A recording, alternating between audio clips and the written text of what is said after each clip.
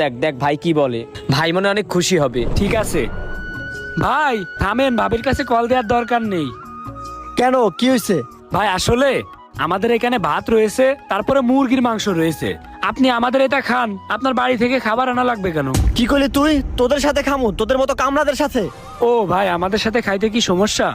সমস্যা নেই ভাই, তাইলে আপনি এক কাজ করেন, খাবারটা নিয়ে ভালো কোনো জায়গায় যেয়ে খান। এই, তোদের সাথে খাইতেও সমস্যা, তোদের খাবার খাইতেও সমস্যা।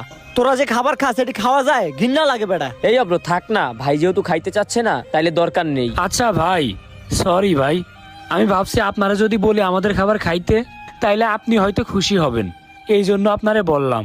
আমাদের খাবার খাইতে যে এত সমস্যা, এটা জানলে ভাই সত্যি আমি বলতাম না। তোদের চিন্তা ভাবনার উপর আমার ঘৃণা লাগতেছে। তোদের সাহস হলো কেমনে? তোরা আমারে তোদের খাবার সাদস? তোদের মতো ছোট লোকের খাবার আমি খাবো, এটা তোরা ভাবলি কি করে? তোদের খাবার দেখলেই তো ঘৃণা লাগে, খাওয়া তো দূরের কথা। হইছে ভাই, আর